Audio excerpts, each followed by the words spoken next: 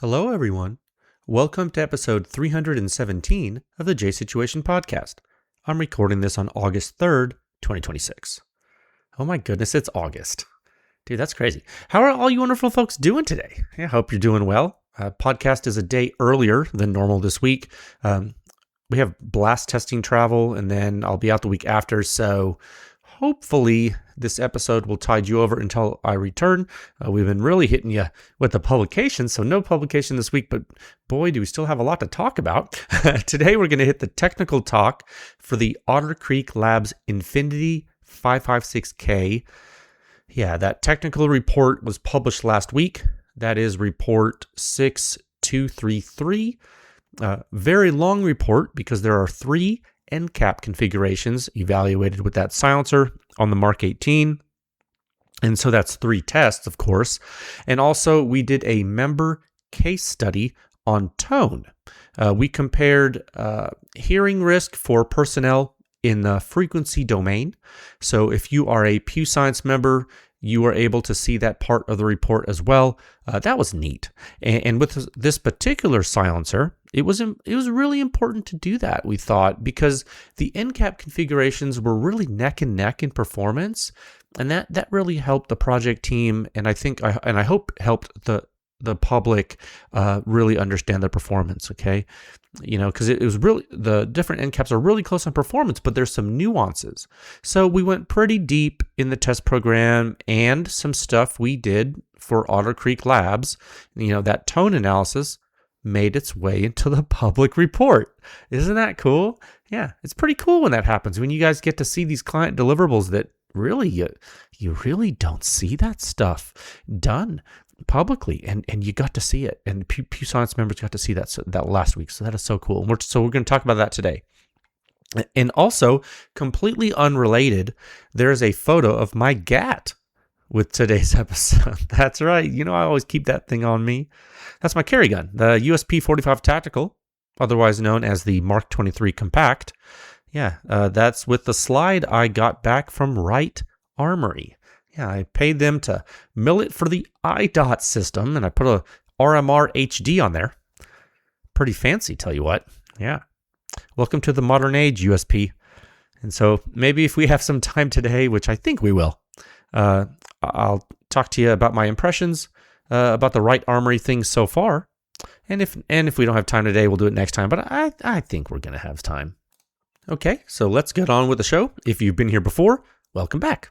If you're new to the podcast, boy, are you in for a treat talking about silencer physics? You're going to learn so much, I hope. There are timestamps in the episode description for you to skip to wherever you would like. If you want to hang around with me a little longer, I'm going to tell you about the fine companies that make this podcast possible every week.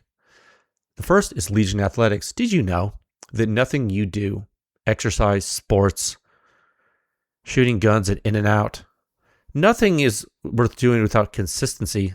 You have to do things all the time if you want to be good at them. And Legion Athletics can help you with that. Whey protein, pre-workout, post-workout. Do they have everything you need at Legion? Nah, they don't have everything. Man, but they have a lot of it, and they're getting more every day. Vitamins, minerals, protein, creatine. Lions and tigers and bears. No, there's a link in the show notes, though. Legion Athletics. You go, hit the link. Code PEW Science saves you money every time you buy stuff. And if you keep using the code every time you buy stuff in the future, you get cash back. You're going to be buying silencers. Silencers. Wow. Freudian slip. You're going to be buying supplements anyway. And so what better place to buy them than Legion, where you're going to pass your drug tests. Everything's clean. Supplements are high quality and independently tested, just like the silencers at PEW Science. Get strong. It's important. Podcast is also brought to you by the fine folks at The Silencer Shop. The Silencer Shop? Yeah, it's the one and the only. Yeah, largest distributor of silencers in the known universe. They've done a lot for consumers and the industry nationwide. The kiosk is pretty solid, man. Biometric info, all encrypted and safe. Do your fingerprints and photos electronically. Cut down on errors. Simplify your silencer purchasing process. You got a money-back guarantee. It's pretty good, dude. Money-back guarantee, you can't beat that. No transfer fees or paperwork errors. You just shop from your couch and get your silencer with no drama. Truly a silencer ownership simplified. And did you know that Top Gun Range Houston, a silencer shop dealer out of, you guessed it, Houston, sponsors this podcast too. And did you know that they have the largest indoor shooting range in the... No, that's not true. They don't have the largest indoor... They have the largest firearm rental fleet in the entire state of Texas, but they do have a 15-lane indoor range, and it's pretty big. Not the largest, but it's pretty big. Boy, did I butcher that one. Did you know you can rent pistols and rifles and shotguns and machine guns and silencers and all kinds of stuff and hang out with Kyle and his crew and have a beer in their shop? No, maybe. I don't know. Tell them I said you could drink beer, but you might not want to shoot guns while doing that. I don't know. It's up to you. You're grown men and women. Top Gun Range, check them out. Capital Armory. Did you know that these guys are deep in the heart of Texas and are really good with the NFA game? And even if they weren't slinging the stuff, they'd still be cool to hang out with and talk silencers because they are silencer people deep down in their hearts. They love silencers and NFA items, and they're here to help you.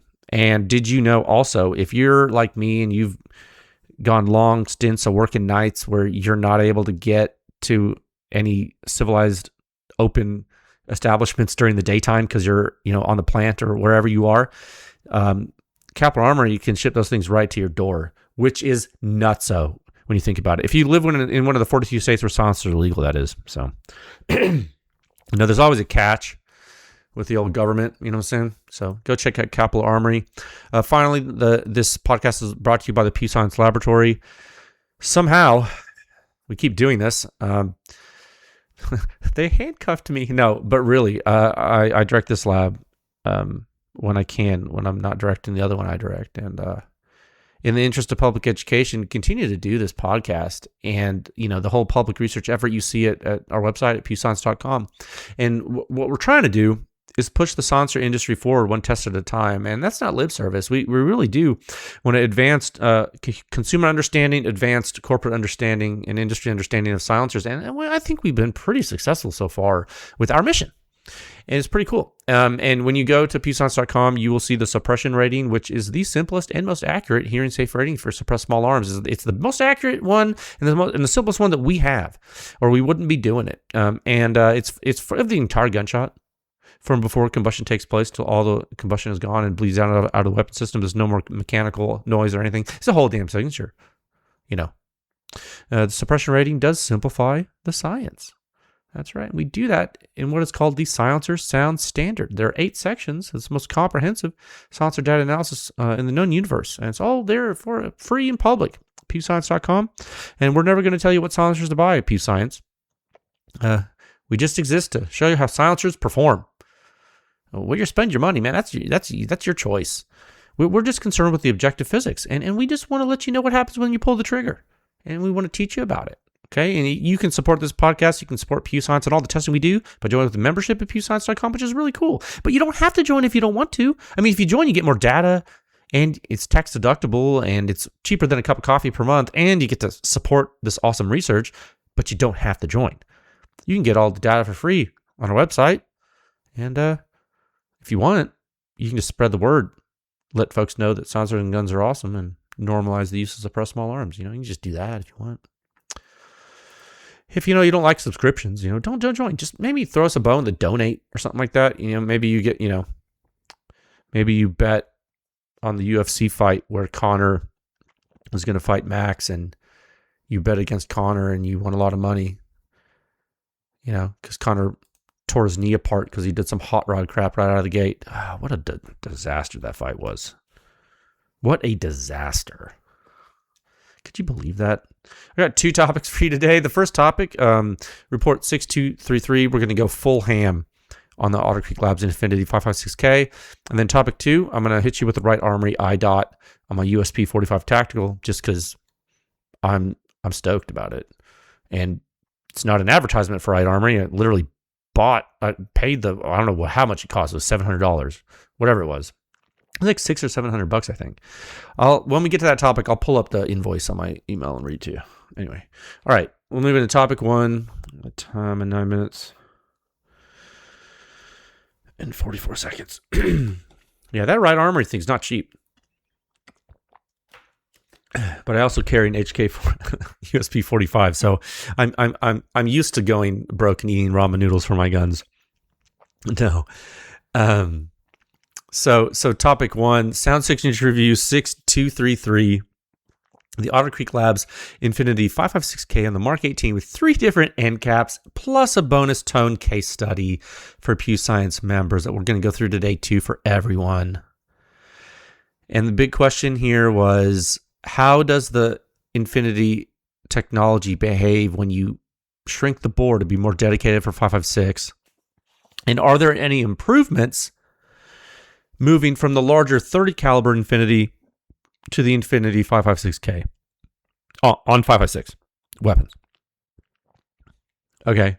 And so this is going to be the full technical talk for this, variable back pressure silencer, the latest in the Infinity line from Otter Creek Labs.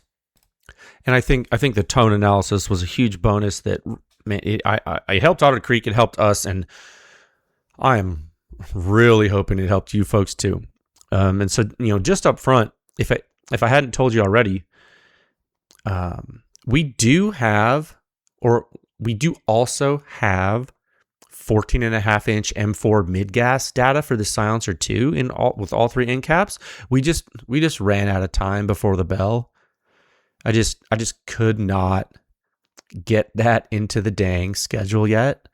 But it'll come. A lot of people say, "Oh, why don't you just release the M4 data and the Mark 18 data at the same time?" It's because everything you see that we publish, and I know I don't want to belabor this point, but just like human me for a second, like everything we publish does like take effort. It's like the more stuff we publish, like the more effort. So like it takes longer to do. Like you don't just snap your fingers and at the pace we're going, and explaining it all to you and doing the podcast, there are like limits when you're redlined, and if we go too much faster with this, we'll lose quality, right? It's like speed, quality, and cost. Pick 2, right? So we're picking 2. We're doing as fast as we can, keep the quality up, Okay, so what you can expect if you put this on a 14.5-inch gun, if you're wondering, versus the 10.3-inch Mark 18, is that you can expect higher pure suppression performance on the longer barrels with the Infinity 556K. It does scale reasonably well from Mark 18 to M4. Okay, reasonably well. So I hope that helps in a general sense for now, and you will see that in the future. Okay, so we'll tackle that then. So what I'm going to attempt to do today is cover all of the technical factors of the Mark 18 performance of this silencer. It is a little challenging for me because we have done so much dang Infinity technology reports. And as a matter of fact, before I sat down to record this evening, I went to our rankings table at pewscience.com/rankings, and I filtered by Otter Creek Labs in the manufacturer dropdown and counted the amount of data points for Infinity silencers in every variation. And there are 14 records there now, and that is nuts. And then again, actually, I was thinking too, the even crazier part is that there are also 3 data records for the Universe 36, which, if you want to be really strict about it, is an Infinity derivative, but really overboard. So that's 17 tests in our research pedigree examining the behavior of one silencer technology. That's kind of crazy. Now, granted, like in our defense, it's not like it's all the same silencer or something. Like there are end cap changes and bore changes and length changes, and in the case of the Universe 36, even diameter changes. So it is valuable to have all of this, but at its core, 17 tests of one type of technology is a little insane. Some people might even say it's unreasonable. Again, but in our defense, I would turn your attention to the first few years of PEW Science when we examined how many dead air and rugged silencers worked. How many did we look at? Remember the baffle designs in those things? It was like we were evaluating the same dang thing every week at one point, it felt like. Or at least it seemed like. we had to go through all that, I think, to really get to where we are today. You had to run through that mud, and not to say we're going through like those are bad silencers. Just we had to trudge through it, and here we are. You gotta, if you want to build something, you gotta start with the bricks there. Not to belabor the points. Anyway, I'll keep this on track today. We'll do the typical 6 subtopics, Alpha through Foxtrot. I'll go through the recap, then a general overview that's really non-technical. Then we'll go through how the Infinity works, which should be a refresher for a lot of people. Then we'll go into the silencer hazard maps in subtopic Delta, and then we'll get through, we'll probably get really technical in subtopic Echo, which I'm not quite sure how I'm going to do that, but we're just going to find out together when we get to it. And then overall performance comparisons and thoughts will be in F, subtopic Foxtrot. Okay, so let's hit. I guess I need to actually do the intro, which is really part of this. Anyway, got to break it up somehow. 16 minutes and 9 seconds. Okay, so and because I have some. This is short. So just like I said earlier, this is the Mark 18 evaluation of the Infinity 556K. You're going to see M4 later, but this does add a significant amount of Infinity Tech data points to the standard. It brings us to 17 tests of the technology. The test program took us through really similar evaluations of what we showed you with the big 30 cal Infinity silencer back then, but this one, it's 6mm instead of 7.62. It's shorter than the Infinity, and it's called the Infinity 556K. We evaluated 3 end caps. The important thing to know up front is that no matter which end cap you pick, this silencer is going to perform in a similar fashion with respect to blast overpressure risk, but the gas in your face is going to vary. And these are little nuances we're going to speak about today, and it's actually cool to know that. Sometimes if you change an end cap on a silencer, disaster strikes. We found that with this silencer, no, it's doing pretty well regardless of end cap. Very interesting. So we're going to talk more about the silencer now. Let's just do a general overview. In subtopic Bravo, a time of 17 minutes and 35 seconds. That's so crazy. I was like trying to. I was gonna say B, but I try to sound it. I say with Bravo, so you'll be able to understand it better. And I almost, because I was just doing some engineering, I almost said beta for B. I was like, no, Bravo. It's weird because sometimes you go to the Greek letters and we just said alpha, but that's just a coincidence. Anyway, general overview. So what happens when you take a normal size Infinity, which is a 30 caliber silencer, and you make it a little over an inch shorter? You shrink the bore to accommodate 6mm projectiles instead of 7.62. And then you print it out of Haynes 282 instead of Inconel. And then you ship it with a partially vented end cap that only vents just a little bit from the annular space, leaving the primary bore venting normal. What do you get with all that? Well, you get the Infinity 556K. Yeah, I just told you every difference. Really physical. Well, that's not true. I left something out yet.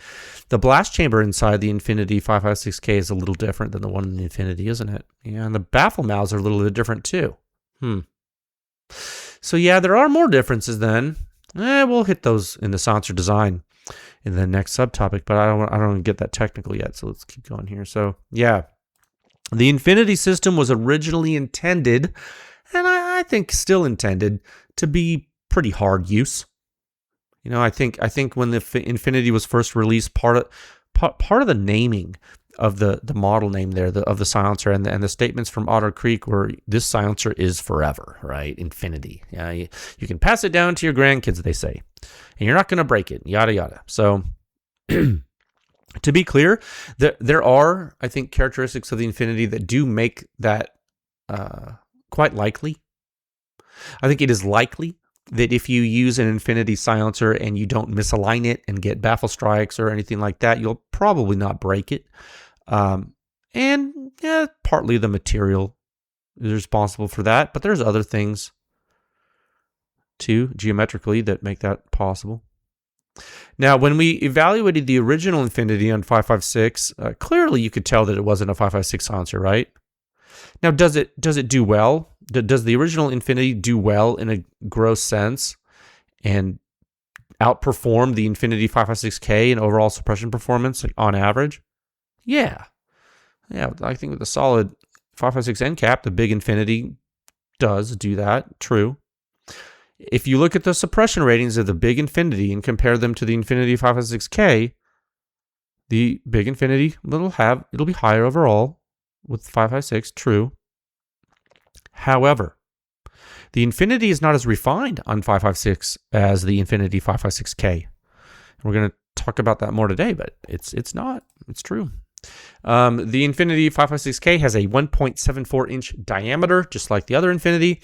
However, it is 5.5 inches long without a mount, and that is certainly near K silencer territory. Since it's hub compatible, you could certainly use a short mount and be in K silencer territory with this silencer, but you are on the upper end of that here, specifically because we tested it with the Reardon single port brake and a Reardon Atlas in the hub mount there. So the total length got to 6 1/8, 6.125. And that is not super long by any stretch of the imagination. But if you're talking K silencers, yeah, it might be hard to compare some of the smaller stuff like the 4 Recce and like the Tisha, like the KK, stuff like that. But, pick your poison. You do need to know the Infinity 556K is not large. And it is a noticeable size reduction from the bigger Infinity. That is true. Also, it is lighter, of course. Without a mount, the 556K is 15.3 ounces with an end cap in there. And the bigger Infinity, I think, was 20 ounces without a mount. So that's almost 5 ounces, almost 5 ounces of savings, which, it adds up on the end of your gun there, especially since it's shorter. So that buys a little less moment, a little less torque there, yeah, if you're really wanting to calculate it. So again, without a mount. So now the silencer is hub compatible. And Otter Creek decided they would sell this thing with and without a mount. Unlike the Infinity, I think originally came with no mount. So the 556K, you can do that too. You can get it without a mount. But if you pick the package with the mount from whomever sells it to you, I don't know, you can get the Reardon single port brake and Atlas. Maybe that's why we tested it. Yeah. So when we were starting this program, actually, Otter Creek told us to say, hey, we tested a bunch of mounts with this silencer, and we believe the best performance is happening with the Reardon single port brake. So that's what we're going to have you test it with. And that's what we're going to offer for sale with it. And I said, okay, cool. Sounds good. So there's the backstory as to why the Infinity was tested with direct thread and why the Infinity 556K was tested with the Reardon single port brake. And that's it. The exterior of the 556K is just like the Infinity, but shorter. The finish on ours seems to be a little bit different, but I don't know. I actually feel like I can almost get a better grip on the 556K when I tighten it on the gun, but it might be because the other one is more oily. I don't know. It's probably the same. I'm just imagining it. Very similar. Silencer's black. I think you can get it in other colors too, and even without the finish, I don't know. Just ask them. I don't know that stuff. The grip pattern's good. It does let you tighten it, like I said. And just some personal experience from some silencer testing we've been doing lately. It is hard to deal with really, really smooth silencers sometimes that have no wrench flats on rifles. Like even when you're using a pipe clamp and a vise, I've had problems with that. You gotta put a whole thing. It's like, I don't know. Surface roughness can help sometimes. Wrench flats are your friend. Starting at the proximal end of the silencer, it's hub compatible. At the distal end, you have an end cap that will vary depending on your preference. The one it ships with is partially vented. You may just want to stick with that one, but we will talk today about why you might want to change to the fully vented one or maybe the solid one, depending on what you're doing with the silencer, depending on your weapon system, stuff like that. It will depend.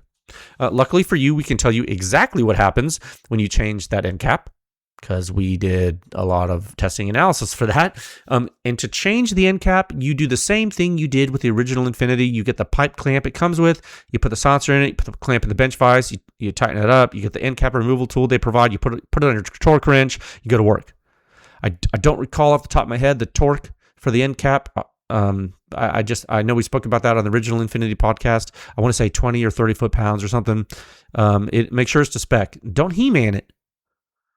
Make sure you don't break that tool trying to get it off or something. Been there. Okay. Last thing before we get more technical, the material. Instead of 3D printed Inconel like the Infinity, this is 3D printed Haynes 282.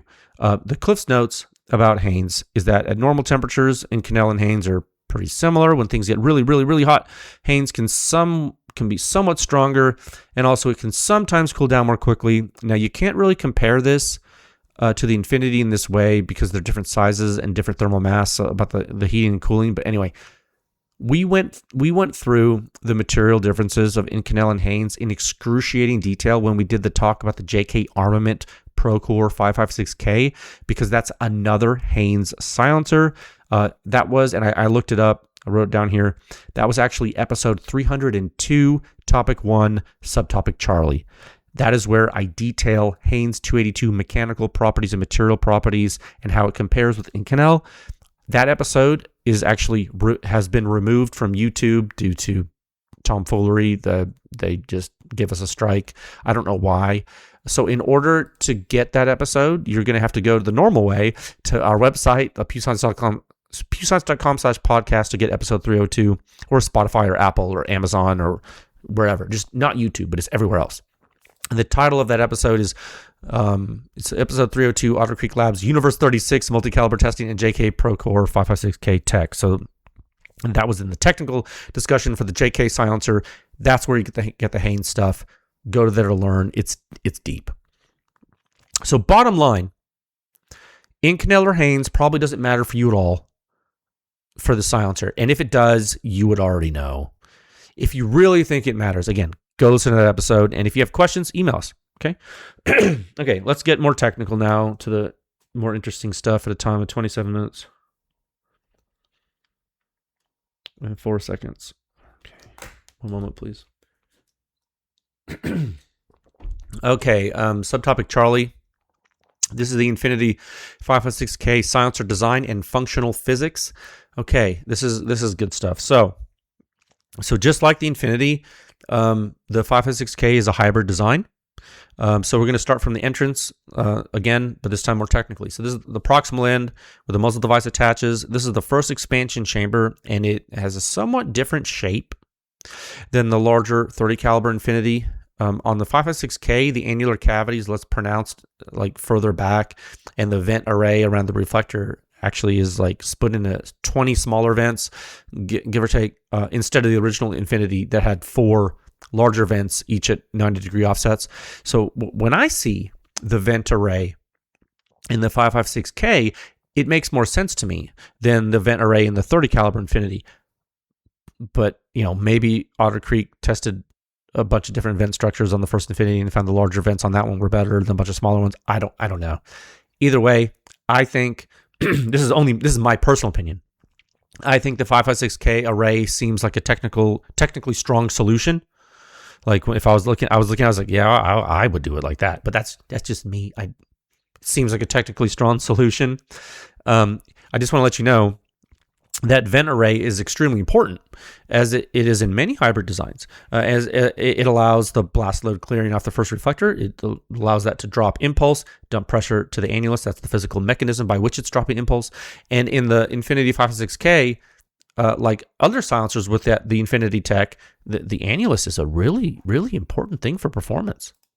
Another similarity to the 30 cal version that the Infinity 556K has is the dimpled convex first reflector, that the blast baffle there. It has more surface area, due to those dimples, and it has 4 more vents on the reflected face than that are really good. Not so you don't just have venting around the throat. You have venting on the face of the reflector, and when you move through the first reflector, which by the way is symmetrical. And you come to that primary baffle array in the Infinity 556K, you're going to notice the rather sharp asymmetrical notches in the baffle mouths. That's different than the double-notched baffle mouths in the 30 cal, right? It really offers different axial bore flow. Definitely changes gas dynamics. That is non-trivial, that change. Now, when you get to the distal end of the silencer, if you remove that installed cap, you're going to see the annular vents around that main core. Just like the Infinity had. It's actually just like, on its face first, just like the old CGS Hyperion technology that's on the Hyperions and the Helioses and everything. The Helioses? Anyway. Infinity core is much different than the CGS cores. It just, this array, the vent array there is very similar. When these are just gross features. What makes the Infinity interesting, and silencers like it interesting, is that you can change the behavior by changing the end cap. And again, we tested the silencer with the 3 different end caps. There are subtleties that are important to understand, and also some differences between these end caps that were tested on this silencer and then the end caps that were tested with the previous larger 30 caliber Infinity. There are some differences, and you're in luck, because this is actually cataloged in writing near the top of the report that was published last week in 6/2/33. But I'll just sum it up for you right now. It's cataloged there in bullets. I describe what each respective end cap makes the silencer be, how it changes its identity. And that's it with both the 30 caliber Infinity and the Infinity 556K.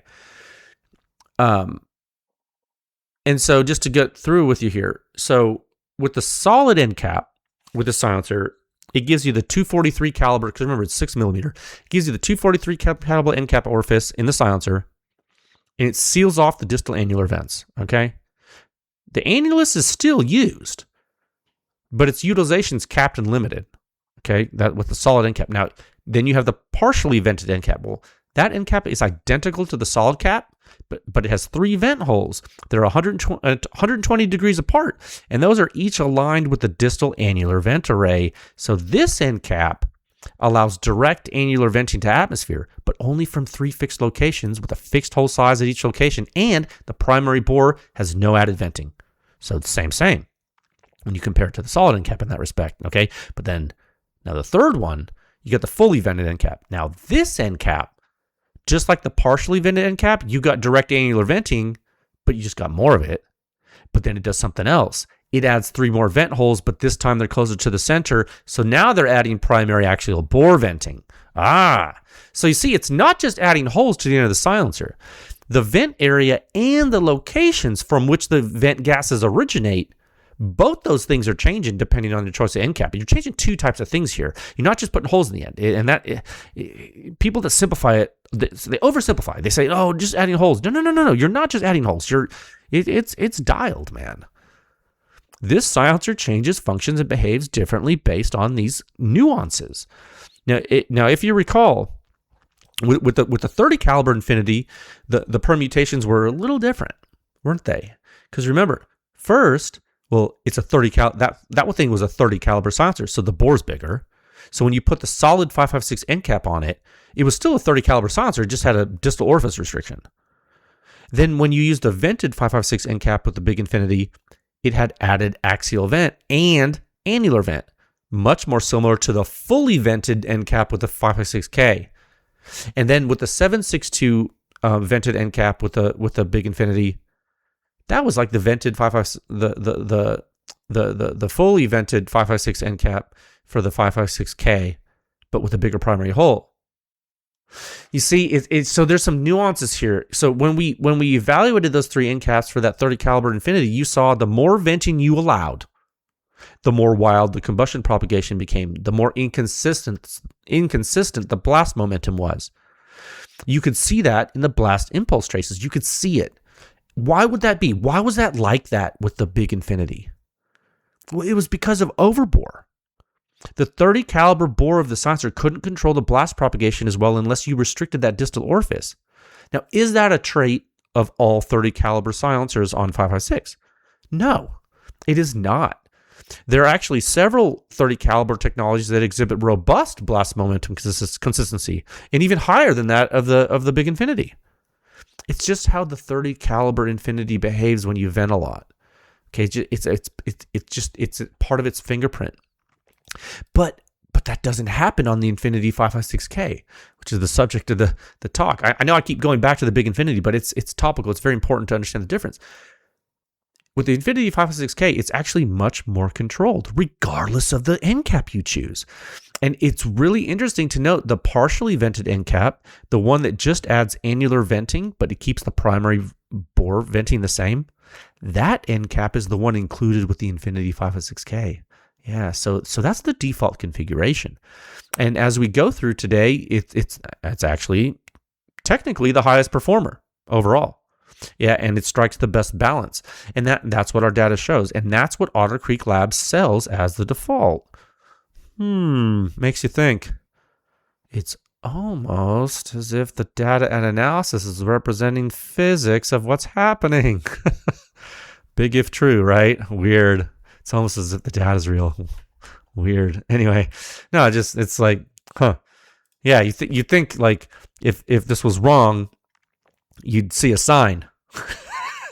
So what occurs when you shoot this silent? I'm sorry. What occurs when you shoot this silencer on a rifle? When you do that, you think about this. Well, so the blast loads enter the first expansion chamber, right? You got this blast jet. It impinges upon the first reflector. Like, forget about the muzzle device, but for a second, because it's a break. But take the muzzle. I'm just walking you through this conceptually. It eventually impinges upon the first reflector. The load's clear. Then they vent into an annulus. They vent right into the annulus through the throat array, right? Or call it the vents close to the crease in the where the reflector meets the wall. Like, I don't know how if you understand these terms. Basically, the loads are clearing off that reflector surface, and at the boundary, you vent. That's how the clearing is enabled. That way, your clearing wave is fast, and you don't build impulse near your muzzle. Okay, that's how you reduce early time back pressure. Now, those loads are also simultaneously venting down the center baffle stack because you have a hole in the middle, because that's where the bullet has to go through. Just serendipitous. And then the core vent structure has different pressure staging and different balance depending on which end cap you have installed. It all depends where and when free vent to atmosphere can happen. Okay, and it's because you're varying both axial bore vent and annular vent with the end caps you choose. You're actually changing the pressure staging and the pressure balance in the silencer when you change end caps. It's not rudimentary. It's actually fairly complicated.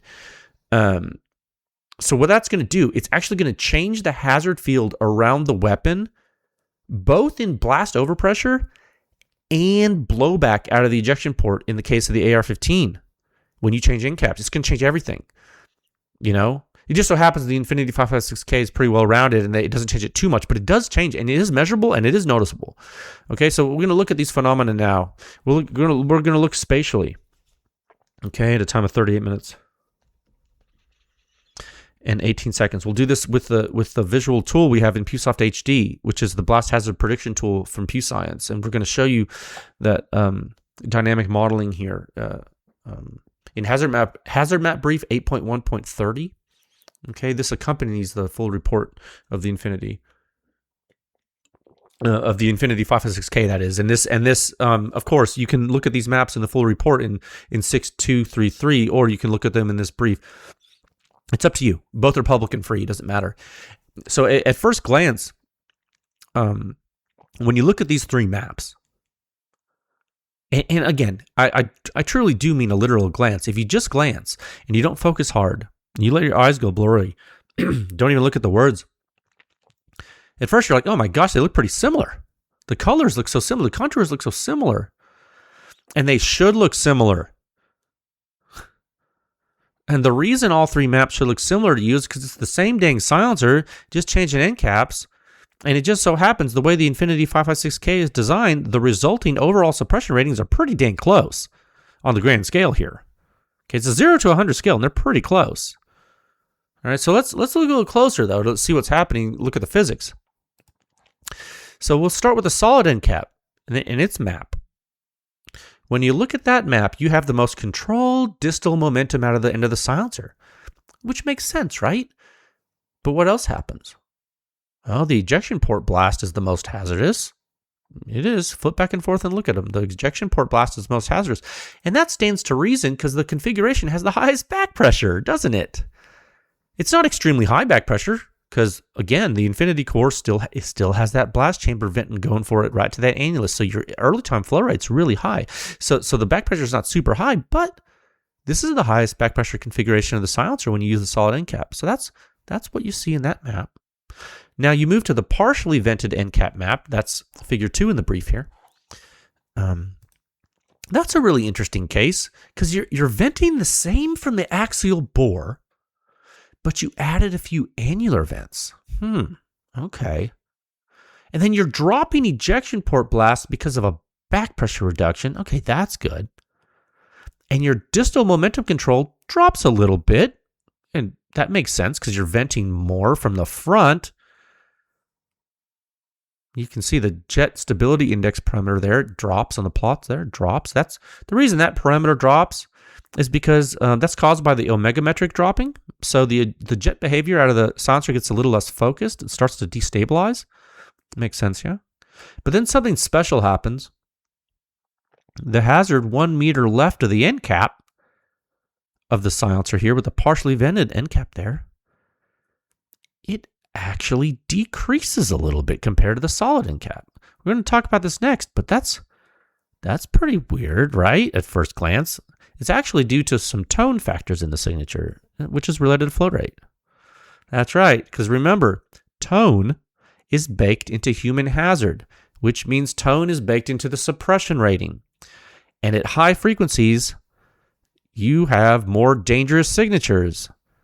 If you move the blast energy to lower frequencies and you protect your ears more. I'm telling you, we're going to hit that in the next subtopic for you there, okay?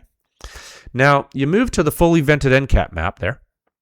You move to the fully vented end cap, and you have really increased the momentum dump out at the end of the silencer.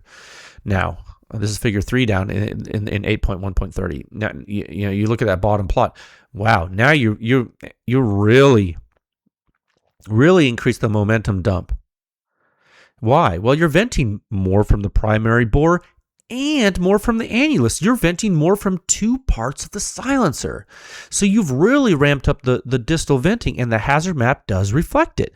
The hazard bloom starts to fill more of the forward field, and it even starts creeping back toward the shooter. Uh-oh, what's going on? Well, you're actually partially reducing the benefit of reduced back pressure with more severe blast hazard, and the map shows you how that happens. Now, that's all well and good, but you got to be careful here.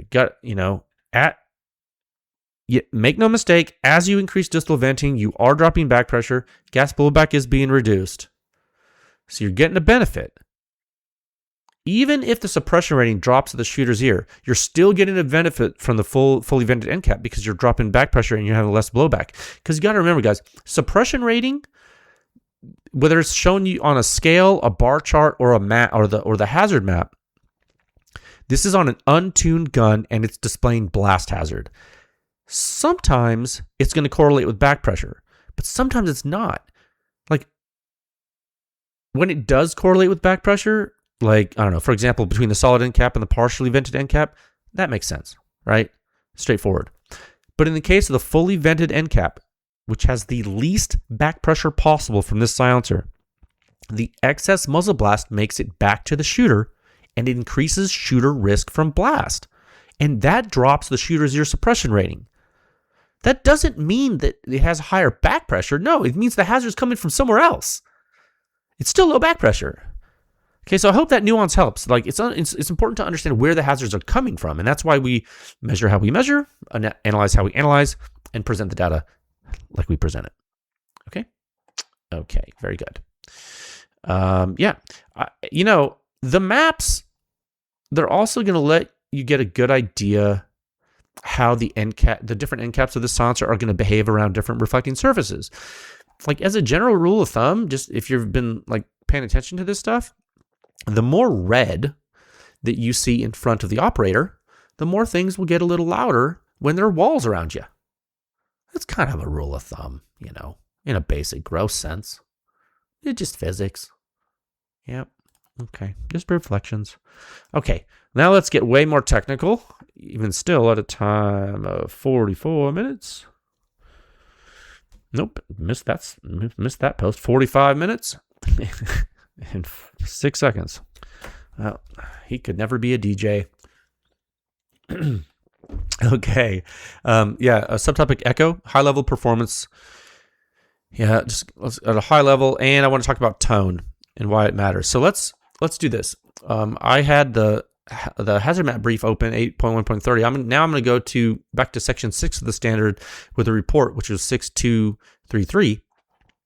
And we're going to talk about tone. I really want to do this now. Again, but even before we go over the overall suppression ratings, I want to do this a little different today and I'm going to speak about the members only section of the report that contains the tone case study. And I think it's important to understand up front. And if you're not a member, you can't read it and you can't see the frequency domain analysis, but it's okay because I'm going to summarize it all for you. And hopefully this will also help members who have read it, but maybe you didn't understand it or you want to know more. So I'm not going to give away the farm, but I'm going to give you the basic premise. I do believe this is value added for PEW Science members, and thank you for your support. And you guys, since you guys make this possible, you should get more. So but we still have to educate. So that's the balance I try to strike here.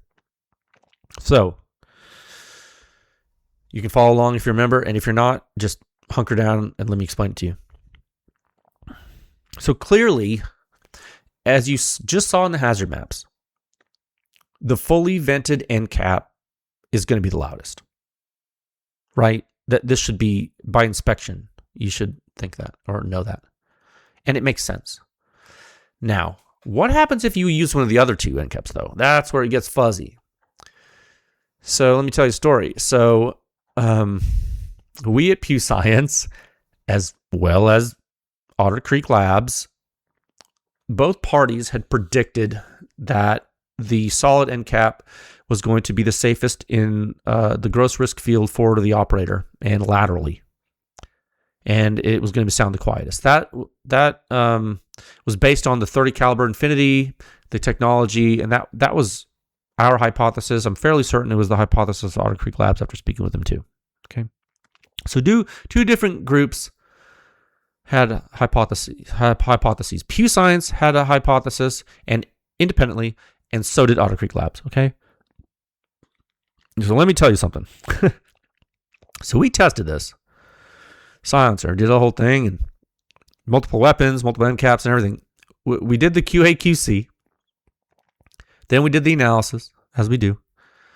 Then I called Otter Creek, and I said, hey, we are getting results here that are showing you might have a funny outlier thing happening, and we are showing the partially vented end cap to sound better, to be slightly safer, and there's some nuance to it.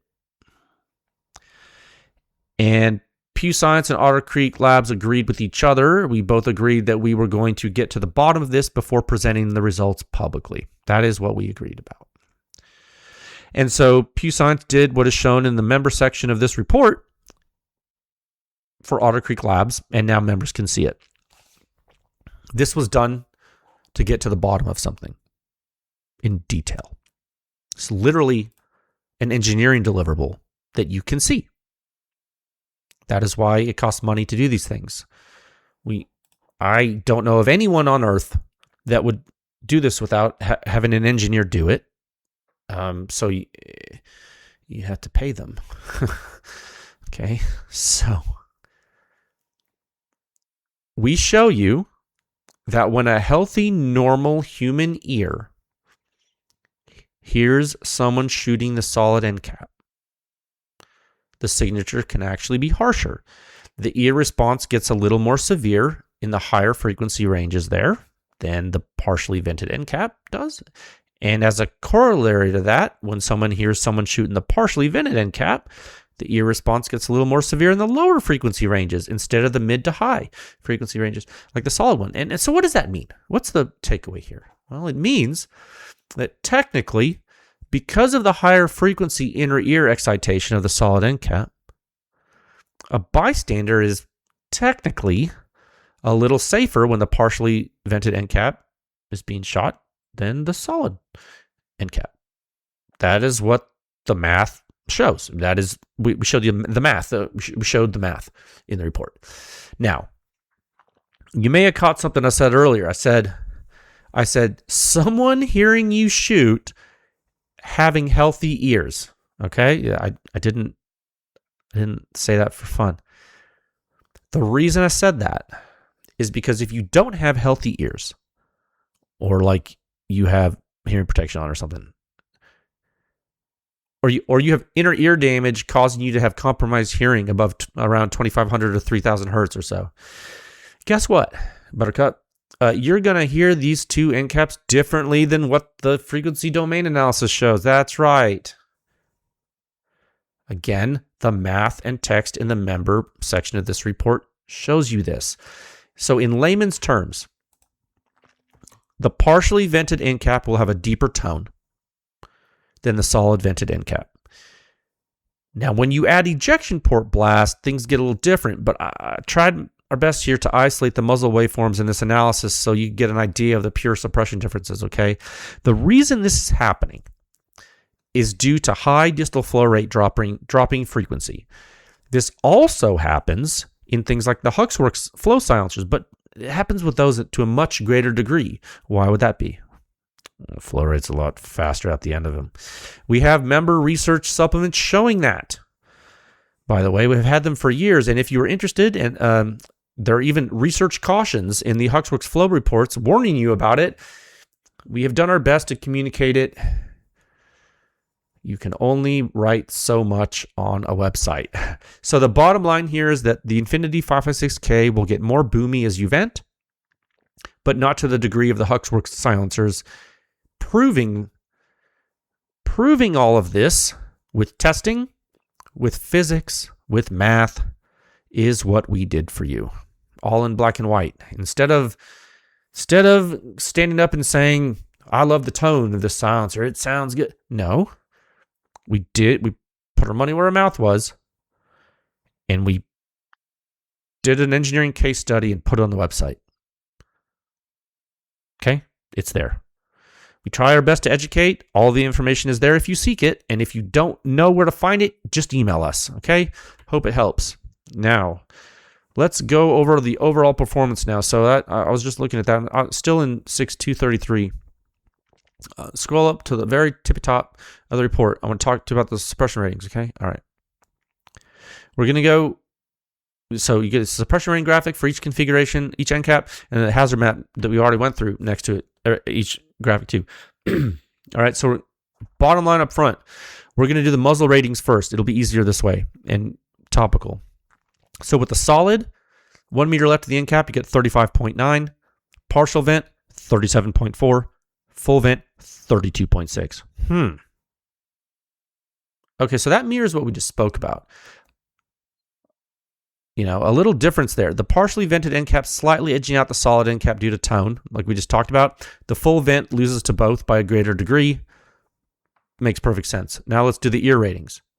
Solid, 24.9.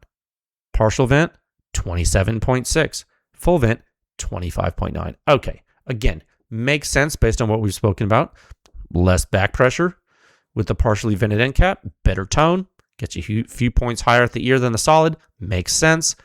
But then you only get one point higher at the ear than the solid with the fully vented end cap. Why? I already talked about it. Because although you reduce the back pressure the most, the more severe muzzle blast tanks it, holds you back. Right? Yeah. Again, makes sense based on what we've spoken about. All right? Makes perfect sense. Everything in balance as it should be. Okay, so what are your composite ratings on the standard untuned Mark 18 now? For the solid, 36.4. For the partial vent, 38 flat. For the full vent, 33.8. Okay. Seems like a pretty consistently performing silencer based on physics. Very nice. Let's see Paul Allen's silencer physics now. Okay, everyone's showing around the table. Now scroll down to figure 1 in the report, which is the bar chart that only includes the Otter Creek stuff. This is, again, a little micro case study because of the nature of this report. This has the poloniums and all the infinities on the Mark 18. All the end caps, both infinities. Okay, one moment. Okay, so this is, again, an abbreviated short case study on Otter Creek Labs 556 suppression design evolution. The silencers are in order of the product release date. So it starts with the polonium, then it goes polonium K, polonium 30, infinity with 3 different end caps, and then infinity 556K with 3 different end caps. And as you can see, as you move down the chart, you can see how operator hazard starts to be reduced, how the blue bar representing the shooter zero suppression rating, it starts to get longer. How you are protecting the shooter more on a Mark 18 is representative as you move forward in time from older to newer. That is called product evolution and advancement, literally, objectively. Objectively. And that is, I just to now give you an opinion about that objective conclusion, I think that's good to see from a silencer company. If you see a silencer company making the same design choices for 10 or 20 years, you start to question what they're doing. You kind of, right, without improving, you're like, what are they doing? Like, here's an example, just to, a well-known example that everyone would know. Remember when we tested the Q Thunder Chicken back in 2020? Or Trash Panda or whatever it was in our third report in the standard, remember? Then remember how we kept testing those Q rifle silencers like over the years? And then finally, due to public demand, we tested the Southpaw. You remember? Pepperidge Farm remembers. And remember how we knew exactly what was going to happen with the Southpaw based on our previous testing? Remember? That's because that's an example of a company that didn't, for whatever reason, they didn't prioritize technological advancement and performance advancement for their silencers. And I'm not saying that's bad. I'm not saying it's bad at all. I'm just saying it is what it is. And it's just the opposite of what Otter Creek Labs did in accordance with all the testing and analysis over the past 6 years, right? So it's a really interesting comparison case study.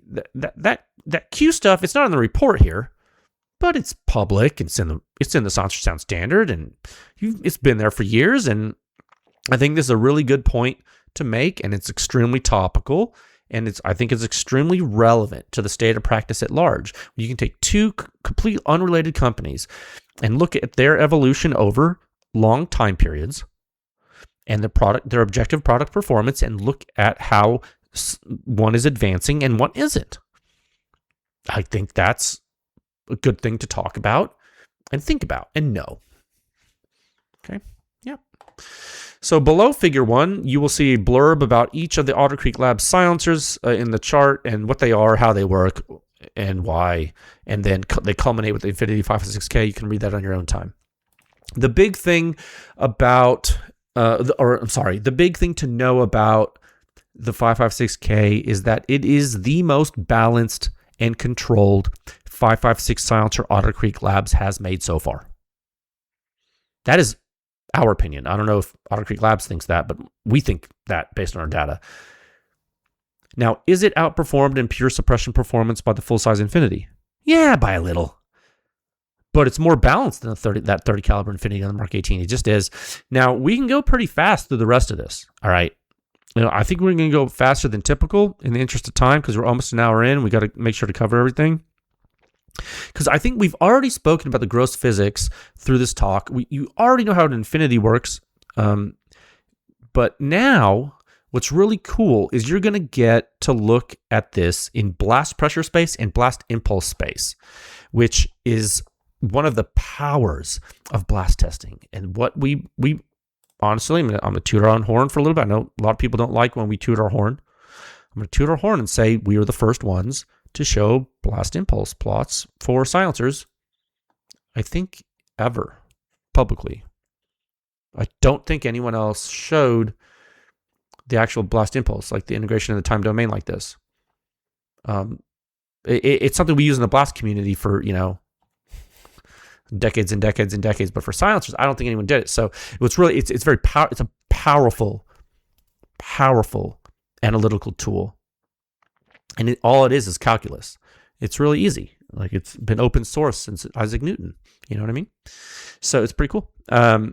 Okay. So we're gonna go through these waveform plots in a lightning round here. And there's a couple of indicators for you to look at. As you go through the pressure and impulse plots, I would ask, again, I'm leaving you to do it on your own, but I would ask that it's not your first rodeo. I would ask that you pay attention to a few key things. These start in figure 3A, okay? And they go, you can go follow them all through for muzzle and ear for each of the 3 end cap tests. So here's the few things, 3 or 4 things I want you to pay attention to when you look at these. First, look at the duration of blowdown. Okay? So how would you look at blowdown duration? Well, you would look at the full time regime blast pressure history, right? So figure 3A, that's a hint. You know these words. Okay. So in each successive test, the full time regime blast history shows faster blowdown as you start to vent more. And that tracks with what we know about physics and what we've talked about today. That should give you comfort that the data is real. Second thing I would ask you to pay attention to is the peak amplitude is increasing with each increase in venting. That stands to reason that would make sense. The third thing that's happening is the bolt carrier group is returning to battery later in time as you increase the venting. Does that mean your carrier speed is decreasing? It does. Does that make sense? It does. Fourth, the rate of impulse accumulation is getting higher with each increase in venting. The rate of blast momentum transfer potential out of the end of the silencer is increasing as you add venting. That means the omega metric is dropping as you start to vent more with each end cap change. That means that the jet stability index you saw in the hazard maps is dropping with each successive vent addition. Also makes sense. This is all objective, and what I just showed you, this is not suppression rating. This is all open source stuff. So this is open source blast measurements of a silencer that anyone in the world can do, no matter what. So now you look at all of this stuff. What is one thing I did not say to notice? The one thing I didn't say that we kept saying over and over again back when we did the same test program for the 30 caliber Infinity. This time, with the Infinity 556K, blast load propagation doesn't run away. It's consistent. No matter which end cap you use with the Infinity 556K on the Mark 18, you get consistent blast propagation. Every shot. Well, after FRP. And that's a huge, huge improvement over the 30 caliber Infinity. And why? Why is the Infinity 556K so much more consistent no matter which end cap you choose? Because it's not as overboard. And that's a huge part of this. Before we launched our lab, remember what you used to be told about 30 caliber silencers on 556. Remember what they used to tell you. They being the people selling you the silencers at the dealers, the distributors, and the manufacturers. Remember what they said. We know better today. And this report is a reminder of what we've learned over the past 6 years, and that's really cool. Okay? So now, PEW Science members, there is more meat on the bone for you. You can, when you look at the shooter's ear waveforms, what you will see is successive signs of decreased back pressure as venting increases, as you would expect to see. That should be very comforting for. And these conclusions and observations with the raw open source data in these reports is so valuable. It should be so comforting to you because it proves to you that physics isn't broken.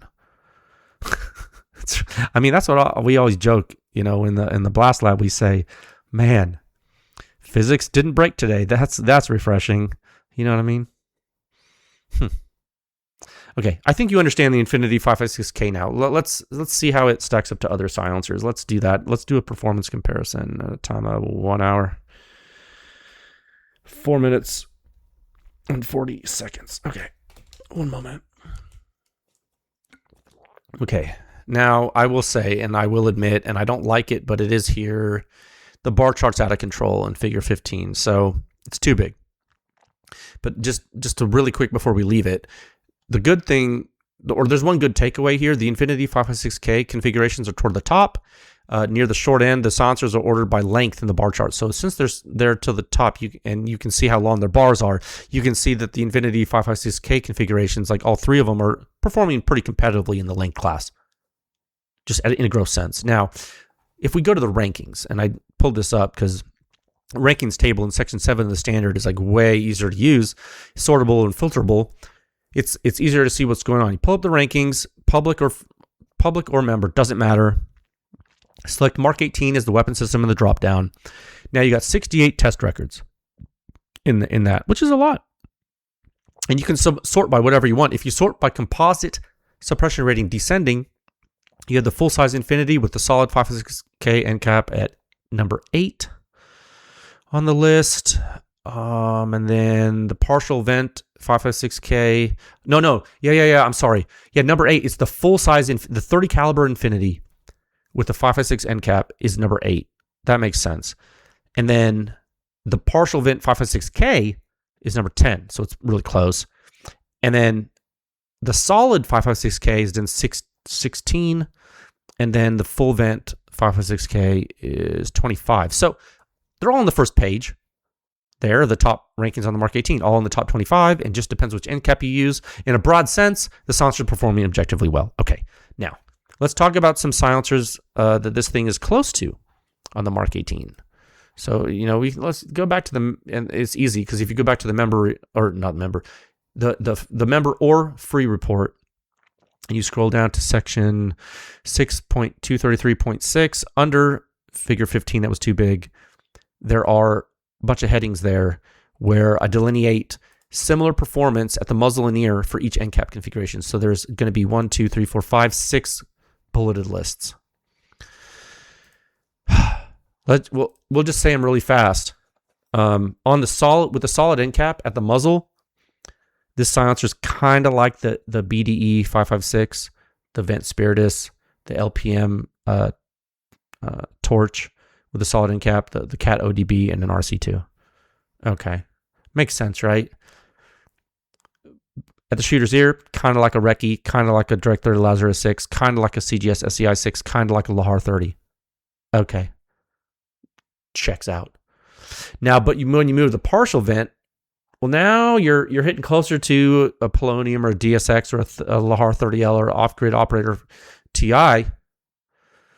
So you're increasing that performance at the muzzle. Now at the shooter's ear, you're also increasing performance now. Things like the really high performers at the ear pop up, like the Sansico Velos, the WB, the Xeno Lazarus 6, the Huxworks HXQD 556, the LPM Torch with the vented end cap. So now you see how now you're in a different class of silencers. Now shape shift again, go to full vent. What happens? Well, now your muzzle performance drops. You're similar to like the Flow 762 Ti, the Cat KK, the Saker, the Monarch Recce.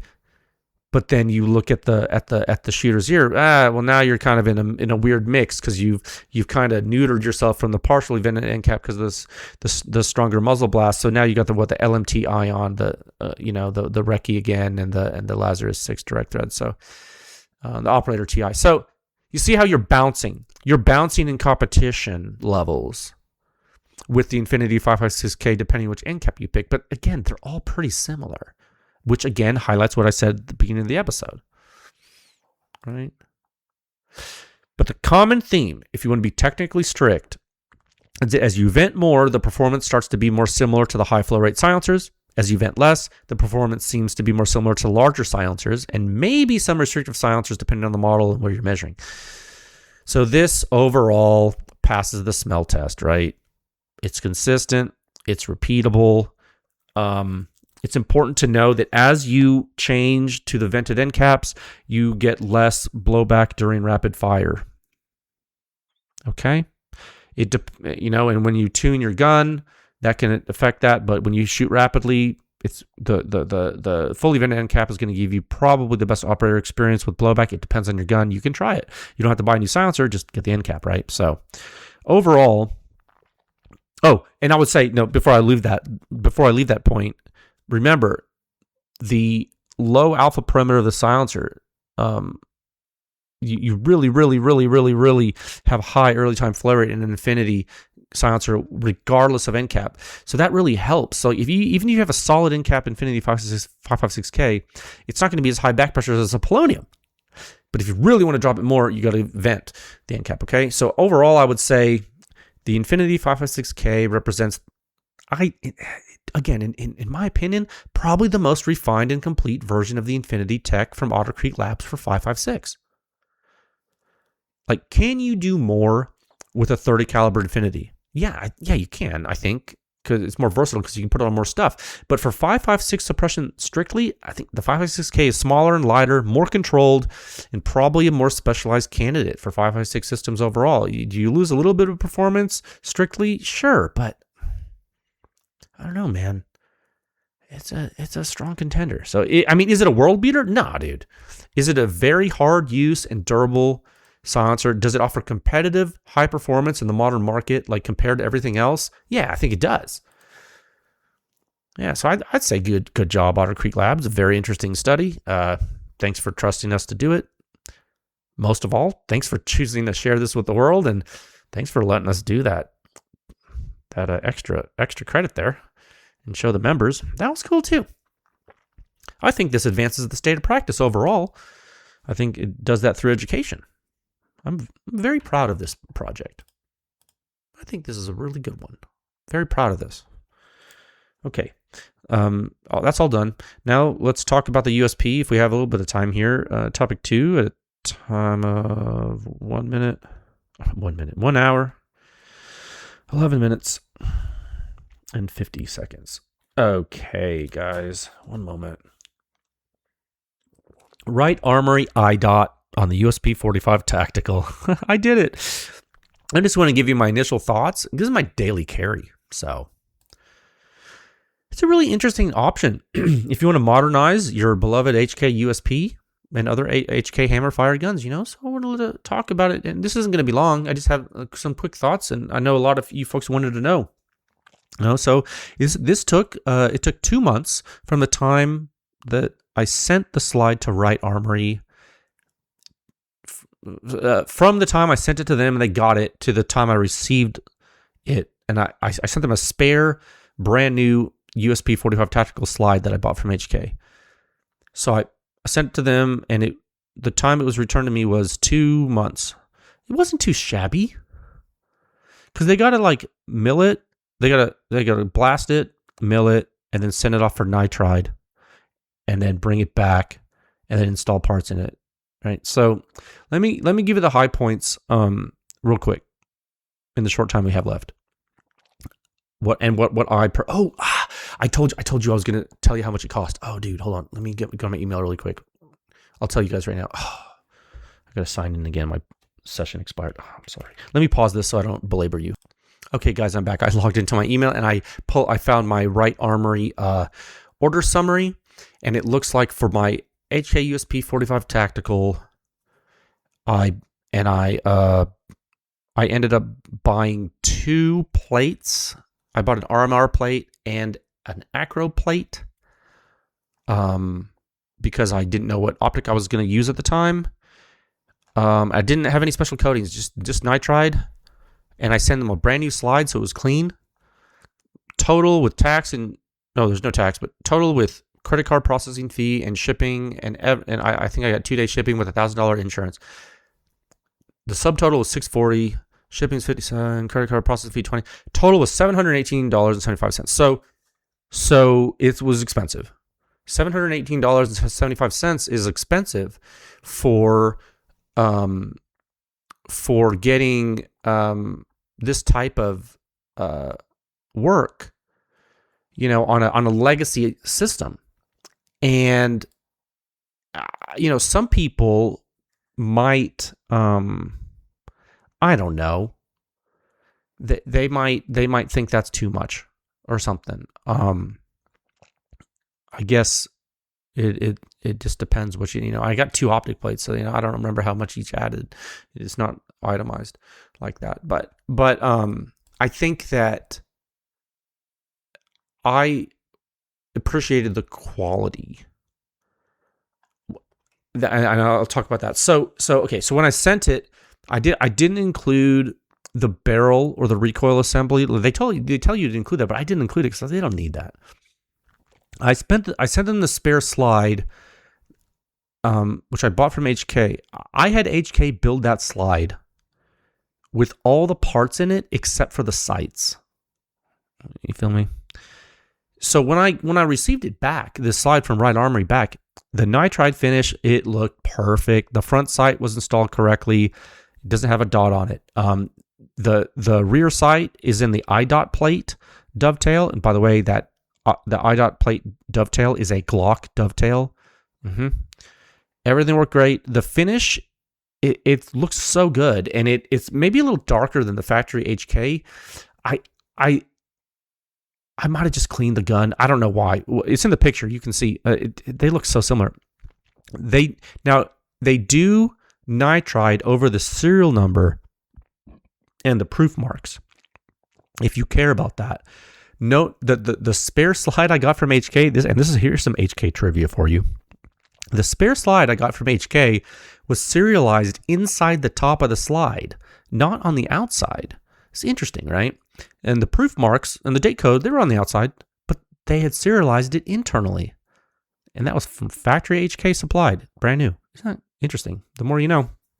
I guess because it's coming separate from a gun, so it doesn't have the matching parts. I ended up buying an RMR HD, and I've carried an RMR in the past. The top loading battery of the HD is really the big thing that sold me. The light sensor and the bigger window are bonuses. I didn't care as much about that, but the top loading battery was huge, so that was cool. And the durability. I don't put Chinese optics on my pistols. I carry this gun. I'm sorry. My philosophy, I just don't. I don't know. Everyone has their opinions on that. I try to buy American when I can. I weighed my original slide with the tactical slide that I carried for a while. I weighed that one, and then I weighed the new one with the IDOT system with the optic on it. So the original slide with the sights and no barrel or recoil spring assembly was 14.7 ounces.